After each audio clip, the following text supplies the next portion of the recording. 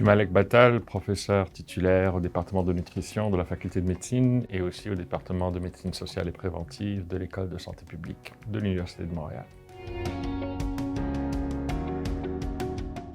Comme je travaille en nutrition en santé publique, donc c'est important que je sois en lien avec le public, donc les populations avec lesquelles je travaille. Par exemple, je travaille avec les Premières Nations. Nous avons souvent ou presque toujours des cercles consultatifs dans les communautés dans lesquelles nous travaillons pour pouvoir avoir le son de cloche de la communauté pour nous guider dans d'abord le développement du projet, mais aussi ensuite pour savoir comment on peut utiliser les données que nous générons pour l'usage de la communauté et pour l'amélioration de la nutrition et de la santé.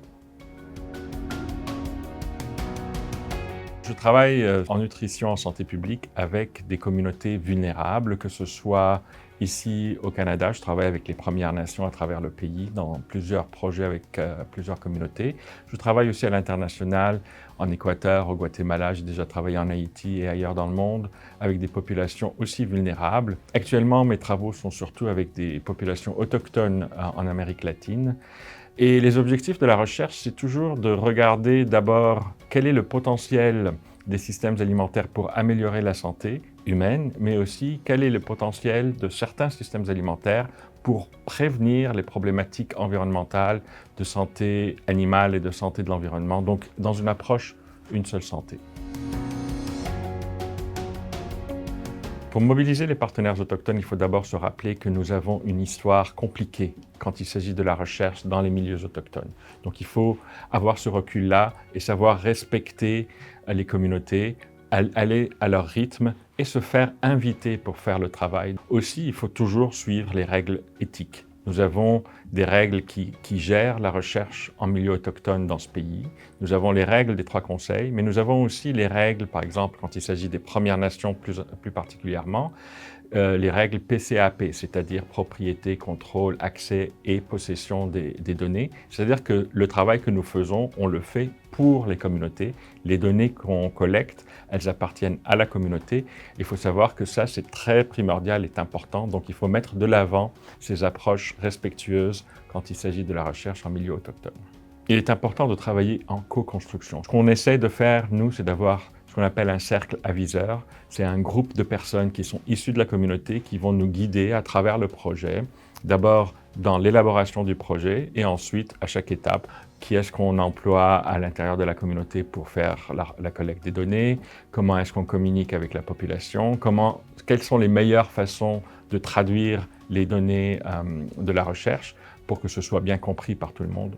D'après mon expérience, les communautés ont plusieurs priorités. Donc, la recherche n'est pas nécessairement la première priorité pour la communauté. Donc, il faut suivre le rythme de la communauté. Il faut s'attendre à des délais. Il faut s'attendre à ce qu'on ne puisse pas aller à une communauté parce qu'il y a eu un décès dans la communauté. Donc, tout est fermé. Il n'y a personne qui va être là pour parler avec nous.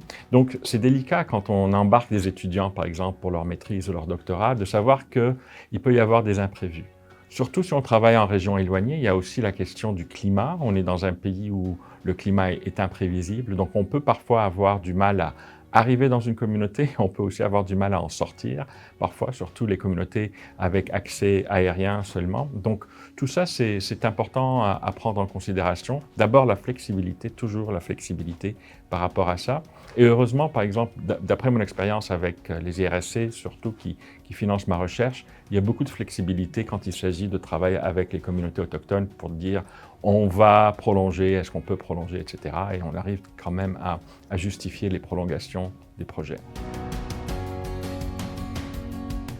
Dans mon domaine, la recherche partenariale est primordiale parce que les bénéfices sont clairs. On voit que si on n'avait pas ces partenariats-là, on ne pouvait pas voir les résultats sur le terrain. On ne pourrait pas voir l'impact que notre recherche peut avoir sur les décisions politiques au niveau de la communauté ou bien au niveau d'un organisme plus large.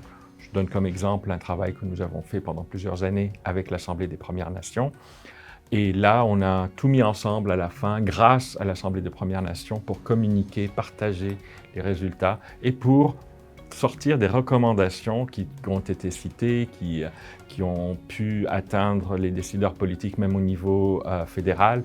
Donc ce genre de travail partenarial peut être d'abord très important pour pouvoir mener la recherche, mais aussi pour pouvoir voir une certaine utilité à notre recherche par la suite.